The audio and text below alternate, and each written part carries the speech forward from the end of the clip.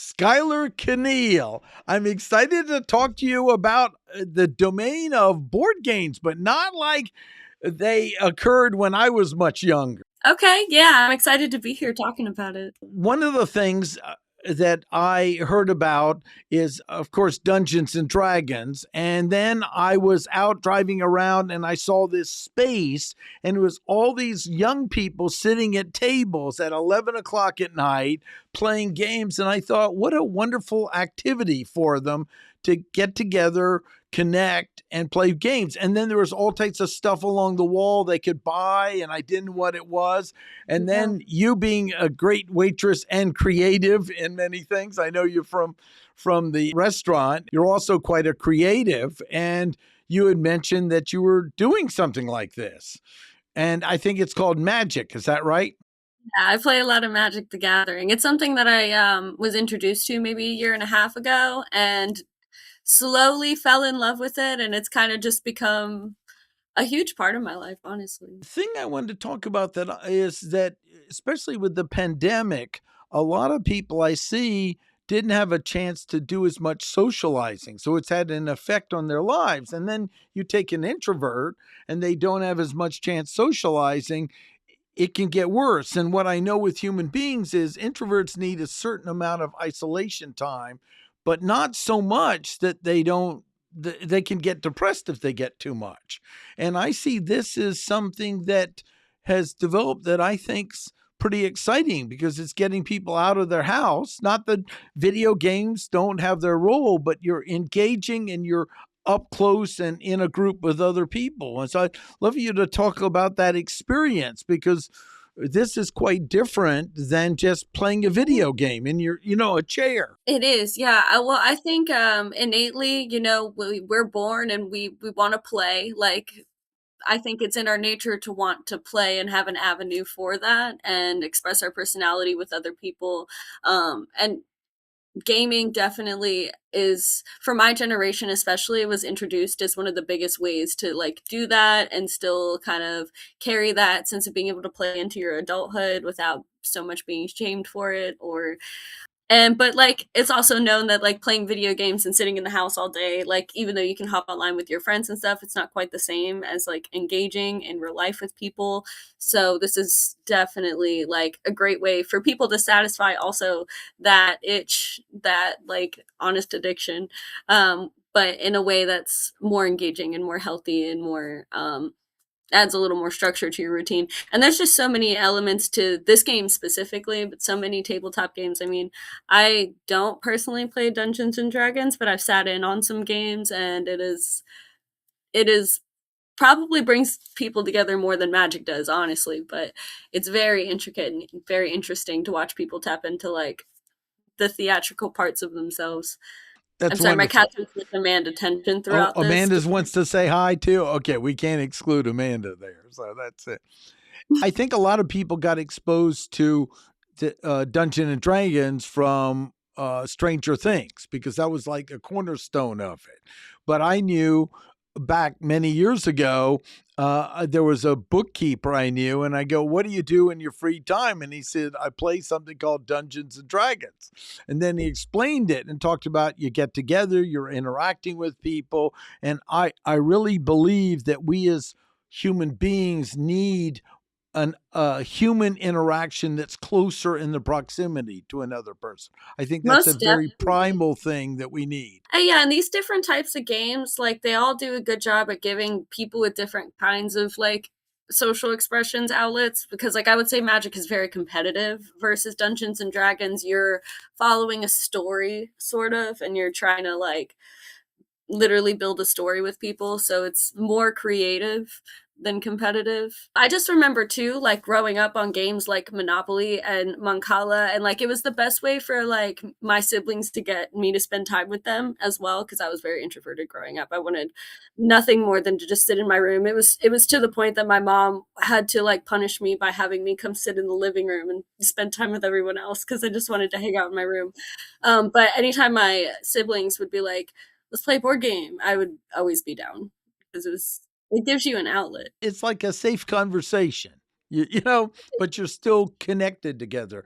I think this is such an important thing for health because as someone who's had times in my life where I struggled with depression and others, the more we get isolated, especially people who are kind of above average intelligent, nothing about others, you can get caught into a negative spiral very quick. I know I can. And Yeah. when I isolate too much, it does. But I've also learned with introverts, they need the downtime, but they still want the connection and coaching many of them. And it's such an important piece to be around the table. So, would you kind of talk about the scene and how you get together? And I just think it's a hoot to see your eyes light up with being competitive because I've known you a while and I know more of the creative artists. You shared your passion of black and white photography and painting, and now you're producing a video for a band, right? Yeah, well, we're trying to put it together, yeah, yeah. Yeah. So, Definitely, it gives I don't know, I've always been, like, competitive, but nothing some of these people are crazy, I'm not gonna lie, like, I've been in situations where, people are yelling at each other. I mean, it's a very politic heavy game, specifically Magic, so, like, very politic heavy, um, so leaves a lot of room for and there's so many, like, intricate rules, like, you'll find yourself having to Google the rules, like, people who have been playing for 5 plus years will have to stop in the middle of a game and be like, "Hold on, let me look this up," because it's there's so much to think about, and I think that kind of feeds into what you were saying about the hyperintelligence thing, is it gives people with, like, a lot of brain activity somewhere to, like, channel that and organize that. Because when you're deck building and you're doing stuff like that, and like, but also I've gotten really heavy into just the trading card game, like just the cards in general, card collecting and stuff like that. Like the community for that goes so crazy. But it's good, but also you got to be careful with it because to some degree there is like gambling in it, and yeah, it's well, on how you use it. yeah, all of this has the potential of misusing it. Like my friend who's a therapist, he says, when is an addiction a problem? When it's a problem. If you're if Einstein was probably addicted to trying to solve uh, secrets of the universe. That wasn't not a problem for him. So when it disrupts things that are important, that's it. And I think that's possible with anything. It's just you have to Absolutely. pace it and notice when you've gone too far for you. It's not working. You mortgage your home to get some magic cards. That might be too far. But I take a got moment, just sort of explain the game and the scene for it for someone who doesn't know. it's sort of battle operated. I play Commander specifically. There's different formats of Magic the Gathering. I don't play competitively necessarily. I enjoy the casual setting with my friends much more. I always say it's a lot about the gathering as much as it is about the magic. But you get cards, and there's like different card types, and you build your board, and you're able to kind of interact with other people's boards and turns and things like that, depending on the rules. And the idea is to win, but it's ultimately also to try to have fun doing it. Like it can be a little bit mean. It depends on the pod you're playing with. There's all kinds of styles of like different pods that I've been in. Like I said, people who will like yell at each other and get really heated and really competitive, and they just want to win. They don't care how mean they have to be to you to do it. And then I've been in other pods where it's like, can I hit you for 2 damage? Please, I really need my attack trigger. It's so different, but ultimately I notice a lot of like people that have similar interests to me as well are in it, like not just magic, but I find people who also tend to like watching anime or like listening to metal. Like I find people with common interests, so I don't know what the theme is there necessarily, but I partially fell in love with the community for like-mindedness. No, a safe place to get out aggression isn't bad for human beings either, especially if at the end they can shake hands and get over it. I mean, you think We of know it's just a sports, game. so I mean, that's what, rugby's pretty brutal, but at the end they're all having a beer together. after Exactly. they win at each other's throats. So I think I'm an advocate of safe outlet of emotions of all types to express them and do have them. And you brought up some terminology. So pod. So it's, you're sitting at a table. Is it like a card table, a round table? Yeah. Describe the scene. Yeah, so a pod is well, an ideal game, especially of Commander, you can play it with however many people really, but once you get past 4 people, I've had games go on for 5 hours because there's so many turns. And definitely I would say like ideal number is like 2 to 4 players in a pod. And it's just like I call when I say like my pod, it's usually the people that like I tend to hit up and hang out with and we play. Like I have one friend particular, we were on a streak of playing like every single night. I messaged him and I'd be like, Magic? And be like, I'm on my way. And Great. yeah, and we would invite other people sometimes. Like I host a lot of magic nights at my house, and we've had just usually 4 is good. Once we have 4 people, we don't start looking for more unless we have like good space and we can get another good number going. But everybody, you've got your playmat, you've got your deck usually, and your dice. And I like to customize that stuff. Like I like to make my stuff thematic. I have a mermaid deck. So I have an ocean themed playmat and like green stuff, and it's cool.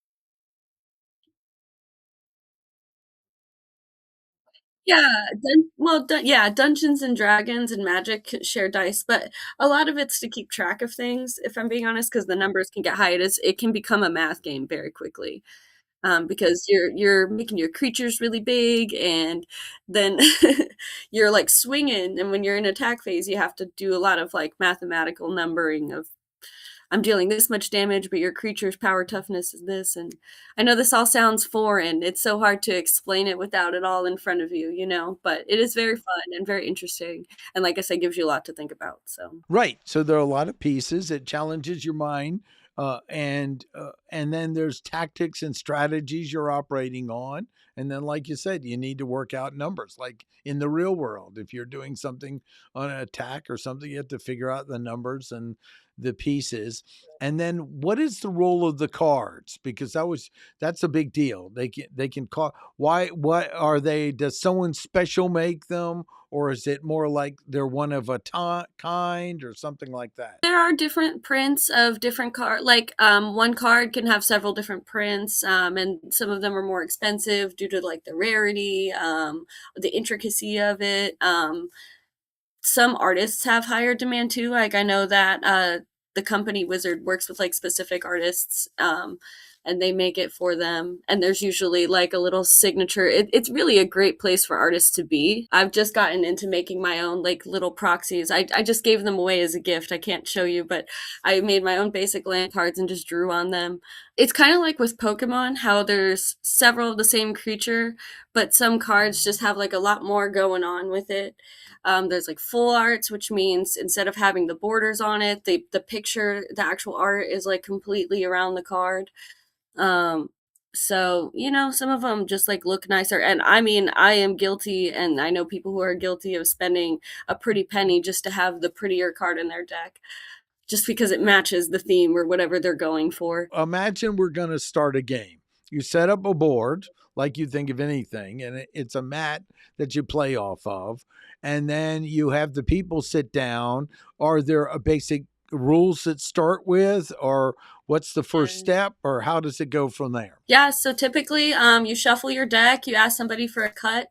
Um, one in a commander format of playing, you have your commanders, and then you have 99 cards in your library, so 100 cards total in the deck. And you're not allowed to have 2 of the same card in the deck. So you shuffle, you cut it, and then you draw 7 cards. And then there's like mulligan rules. Table rules are different for most pods, but typically you get 1 free mulligan. And what that means is if you don't like your hand or if you think it's unplayable, you just put it at the bottom, draw 7 more cards.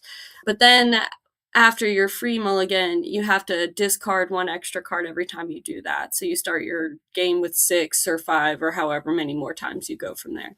And then typically we'll roll a dice, like a d20 or something, to decide who goes first. And and then the Yeah, game then you begins just and then the game to keep begins, going. exactly. And then, so what constitutes winning, or is there no winning? Is it just an So you start ongoing? off Yeah, sorry. You start off with 40 life, and then the idea is to deal damage, either in the form of like spells or creatures or whatever to people, but you can still block that damage if it's coming at you in the form of creatures. Like there's so many. It gets Right. it's I hard to get it. That no, that's you're doing great on it for it. Yeah, I get it. What is winning the game? winning the game is being the last person standing with life. Okay, all right, all right. So okay, so it's like, so it really is like, okay. So It's when, war, yeah, so but it's if someone's political war. lost their life, do they usually hang out and watch the rest of the game or go off and do something else? Yeah, I mean, it depends on what the person wants to do, I but see. that's common, yeah, because you get invested in the game, you know. I like one person put it well. It was like the idea is to win, but not seem like you're trying to win. So, like very political. Like if you have a deck that is just coming in full force, you're known as the threat at the table, and people usually team up to get you out pretty quick. Uh-huh. Uh, So you don't want to show that right away, right? Right, but you wanna be able to also, like, kinda defend and hold your own even early games. There's so much that goes into thinking about it. Yeah, I Um, love it. Well, now, do other people know what your cards are when you get the cards, or no, no? unless a Okay, so card it's like a card game where you're holding your cards, and so there's some bluffing involved and interaction with it, right? but there's you could do almost anything that you could think to do in Magic, there's probably a card for it. So there are cards that make you reveal your hand to other players or, like, reveal the top card of your library or, like, whatever the case may be. Like, you're told to reveal sometimes. Now, if you make your own cards or have your own cards, are they mixed in with the deck, or is it you play one person's deck at a time? Well, you said that the cards can get expensive. So now you have a deck of cards. Are they all one person's cards, or are they mixed in with other people's cards? No, no, no, yeah, usually so, like, one deck stays as one deck, if that Okay. makes sense. So Yeah. you have your own deck, and then someone else we're going to play, but they'll play their deck. Okay. You might have, $100 worth of investment in cards, but it all has all the components needed for the game. They might Correct, have $1,000 invested in their deck, but it and stays it together in happens the like game, right? mhm, yes, yes. I mean, you can change and rebuild your deck however you want to. Once I've, like, made a deck, I don't tend to make too many changes unless somebody shows me something that's, like, goes really good in it. But, yeah, no, typically you show up, you've got, like most of the time people bring multiple decks because it's very common, like, this my favorite aspect of the game is building the decks. So, a lot of people like, I have an app, I use Mana Box, and I just go on there sometimes and just as my form of playing on my phone, I'll build decks virtually and then order the cards online. I got my best friend into it, and she had just bought her first deck and spent $500 on it. Well, you could do it in more destructive ways. That is so It could true. be five That is hundred a dollars of alcohol that put you in the hospital or something, right? So, mhm. and she has a beautiful deck. She found the deck she wanted, and she spent the money on it. Yeah, I Yeah. get that. And see, it's so fun because like, you make your own themes, you know what I mean? Like, I'm building a fairy one, I have a mermaid one, I have one it's so fun, and there's so many different play styles, like, every color in the game represents kind of a different play style, there's 5 colors. Who do you think? Do you know anything about the origins on it? Not that you would, but it looks like somebody spent a lot of time building this. The whole gaming industry is it's such a different world. In-person board games that of course started back in my year, the more Yeah. complex were the more complex were things like you know Monopoly or something. Yeah. Yeah. Like I said, those are what I grew up on, I loved those growing up too, I was always the kid that was like, "Let's play a board game." Um, I'm sorry, what was your question? So the question is the evolution. It's really interesting because the Oh, yeah. evolution of gaming has just gotten more and more complex. I mean, come on, Monopoly was complex, but not at the level of even No. Dungeons and Dragons or this. So it looks like some of those people grew up went, we want more challenging stuff, and then built into these things. Yeah, well, honestly, there's a lot of lore behind. I don't exactly know too much about the origins of Magic the Gathering, but I know that a lot of the cards and the creatures and characters in it have like backstories and interactions, and like it's not just like there are people I know that get very into that part of it.